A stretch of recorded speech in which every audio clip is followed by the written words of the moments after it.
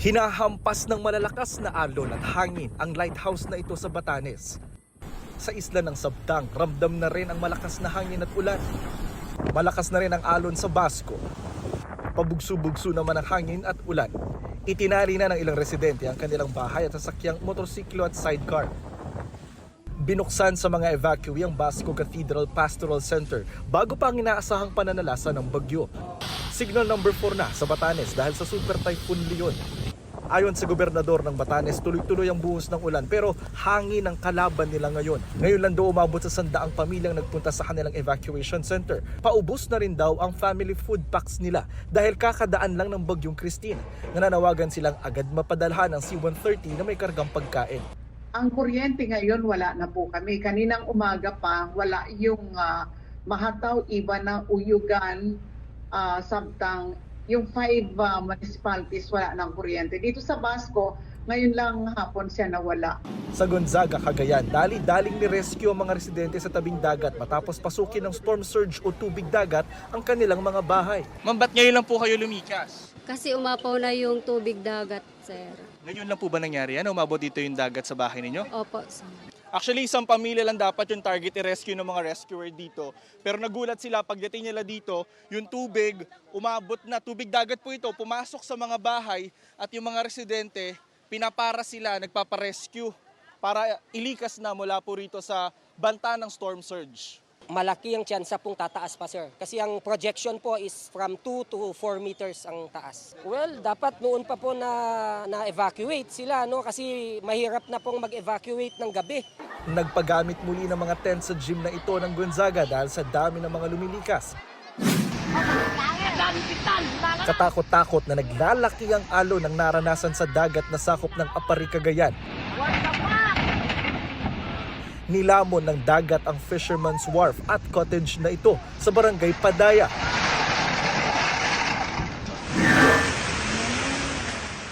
Ramdam na rin ang bagyo sa bayan ng Bagao, umaga pa lang. Balik evacuation center ang mga lumikas nung kasagsagan ng bagyong Christine.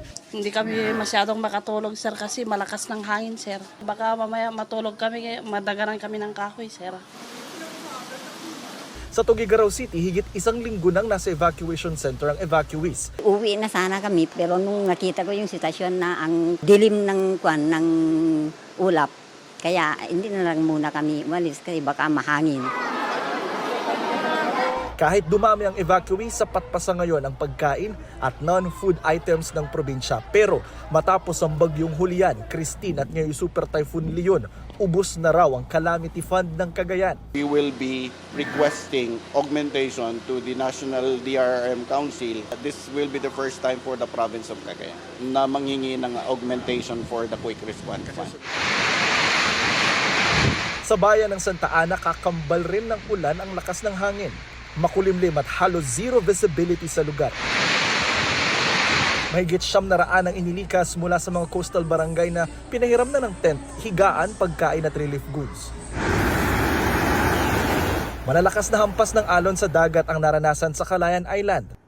Dahil pa rin sa masamang panahon, muling nagka-landslide sa Natonin Mountain Province. Patuloy ang paglilinis sa guho.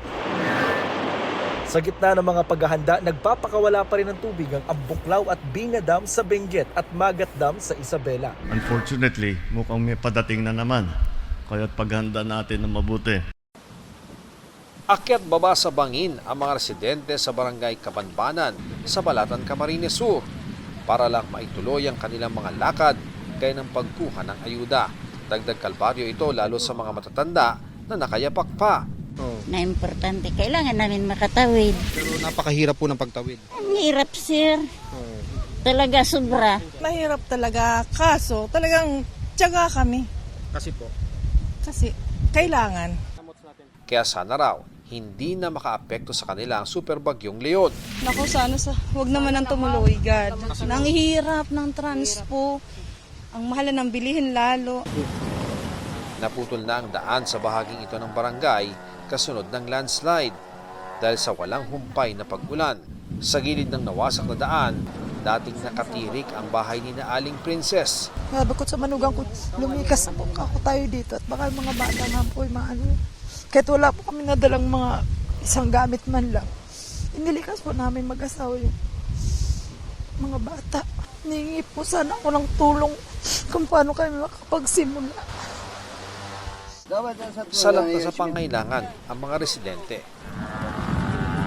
Zipline yung sinasandigan ngayon ng mga residente para itong mga essential goods gaya ng harina, bigas at iba pang produkto ay maihatid nila patungo doon sa kabilang panig. Makikita po natin talagang napakabigat ng sitwasyon dito kung idadaan pa dito sa area na ito ay talagang mahihirapan na magtawid ng produkto. Chopper lang daw ng mga sundalo ang nakapaghatid ng relief goods nitong Lunes. Hirap pa rin mapasok ang bayan dahil sa mga sirang kalsada at mga nakahambalang na gumuhong lupa. Sinisikap ng DPWH na maklir ang kalsada at makagawa ng pansamantalang madaraanan. Sa pagdaan ng Bagyong Christine, 10 landslides ang naitala sa buong Balatan. 3 naitalang patay habang 3 pa ang sugatan. Kung malakas yung ulan, tigil talaga yung mga dito, hindi muna kami magpapadaan kasi delikado pa yung mga landslide na yan. Konting ulan lang talagang magbabagsak na naman yung mga lupa. Sa Libon, Albay, kita mula sa himpapawid ang lawak ng gumuhong lupa noong kasagsagan ng Bagyong Christine. Halos 30 bahay sa barangay Burabod ang nabagsakan ng malalaking tipak ng bato mula sa bundok. Isang residente ang hinahanap pa rin at pinaniniwalaang patay sa landslide. Isa naman sa mga nakaligtas si Vilma Rosal. Lumabas lang siya ng bahay para tingnan ang mga pananim noong bagyo. Pero pagbalik niya, wala na sa dating pwesto ang bahay at 2 sasakyan na naiusod ng natabunan ng pagguho. Sabi ko yung asawa ko nandun, sabi ko. Tapos salamat po sa Diyos, salamat po sa tao. At nailabas po nila yung opo. Ano po, pagkalabas nila, seconds lang daw po. Ayun, andyan na. Inilipat sa relocation site ang mga nawalan ng tirahan. Sa ilang kalsada papunta sa mga coastal barangay, nakahambalang pa rin ang mga gumuhong lupa. Ang ilang kalsada, uka na ang lupa sa ilalim. Ang mga lumuluwas papuntang Manila o nagbibitbit ng supply pabalik ng Barangay Pantaw, napipilitang maghabal-habal. Pero kapag di na kaya ng motor, napipili na silang maglakad sa putikan. Humupa na naman ang baha sa palengke ng barangay. Ang iniwan nitong putik, sinimulan ng linisin ng mga residente. Sa Bonbon Elementary School naman, nalinis na ang maraming silid pero puno pa rin ng putik ang mga daanan at sira ang mga computer at mga aklat. Dagsa naman ang mga residente na humihingi ng ayuda sa distribution na ginawa kanina ng Philippine Red Cross. Bagamat nakauwi na ang ilang evacuee, nangangailangan pa rin sila ng pagkain at higit sa lahat, malinis na inuming tubig. Tubig na inumin, yung nirarasyon galing sa Libon, walang mainom na tubig kasi lahat ng puso lubog. Pangit ang lasa, hindi pwede. Sa huling tala ng Kapitolyo, halos 200,000 pamilya pa ang mga nasa evacuation center. Dito sa bayan ng Libon, 3 barangay pang isolated dahil sa mga naputol na kalsada.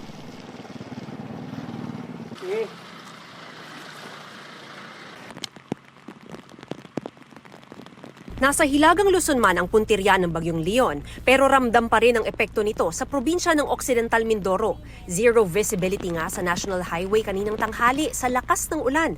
Kaya naman ang mga magsasakang ito sa bayan ng Santa Cruz, naghahabol na anihin ang kanilang pananim. Tinatalian para hindi magsibol, para mapakinabangan pa po yung bunga. Noong kalagitnaan pa raw noong Oktubre dapat nila ito nagawa, kung di lang tumama ang Bagyong Christine. Pag mahaba na yan, hindi na pwede. Ito po pwede pa to yung ganito. 3 hektarya, kalahating hektarya. Kalahati nung 3? Kalahating hektarya din po ang nasira. Isa't kalahating hektarya rin. Oo, ayan. Itong nangyari dito sa palayan nila, kalahati daw nung 3 hektarya yung nasira dahil dun sa Bagyong Christine. So, usually mga 100 kaban yun para dun sa 1 hektarya. Pero ngayon, sila medyo swerte pa yung kalahati kasi yung iba parang 20 hanggang 30 kaban na lang daw yung maha-harvest nila mula dun sa 1 buong hektarya. Pero ang kinalulungkot nga ng mga magsasaka na nakausap natin kanina rin ay taon-taon na lang daw naapektuhan ng mga bagyo yung pananim nila. Sa kabilang palayan, buong araw rin ang paggagapas ng mga magsasaka. Taon-taon ho ito. Swerte naman yung hindi nadapa at maraming mani. Kami nadapa lahat, wala na. Masipag ka, wala na, tatamarin na. Subukan uli umutang pag na maani lahat. Pero kung sila may munting pag-asa ng aanihin, ang iba gaya ni Adeliza, naghihintay pa rin. Hindi na po tumigil yung ulan. Tumigil man po ng isang araw ay lubog pa rin po sa tubig. Pumunta kanina yung asawa ko doon, maitim na po yung ilalim eh. Tapos may part na po na maasim na yung palay. Ang kapatid ni Adeliza nakapag-ani na, pero problema naman ang pagpapatuyo sa mga ito dahil panay ang ulan. Kaya heto, tinakpan muna ng trapal sa kalsada gaya ng ibang magsasaka. Ngayon lang daw ito naranasan nila Adeliza sa 25 taon na pagsasaka. Ang 100,000 pisong puhunan mukhang pinadapa na rin daw ng nagdaang bagyo. Inaasahan po namin ang panggastos namin sa aming anak. Sabi ko nga po, hindi pa kami nakakaani. Mangungutang na naman uli para pang umpisa kung mayroon pa pong magpapautang. Marami pa rin kaming kababayang magsasaka ang talagang lubhang naapektuhan nito sapagkat hindi man kami binaha ng todo pero maraming palay nila ang nabasa, ang dumapa, ang tumumba. So marami ring nag-ani na hindi naman makatuyo. So kaya napakalaki ang kabuuan na pinsala na sa ngayon ay nakitala namin sa agrikultura ay umaabot na ng 165 million mahigit. Ang mga taga Noveleta, Cavite, malayo sa punteriya ng Bagyong Leon, pero abala pa rin sa pagsasaayos at paglilinis mula sa hagupit ng Bagyong Christine. Tambak ang basura sa mga kalsada at mga natuyong burak mula sa bahang pinaragasan ng bagyo. Kaya tulong-tulong ang mga barangay personnel at mga residente sa paglilinis. May ilang taga Noveleta na rin na dumalaw sa puntod ng kanilang mga yumao 2 araw bago ang araw ng mga patay. May nakalagay na ring 4 na unit ng mga portable toilet sa loob. Kabi-kabila na rin ang mga nagtitinda ng bulaklak at kandila sa labas ng gate ng sementeryo. Para sa GMA Integrated News, Mav Gonzalez ang inyong saksi.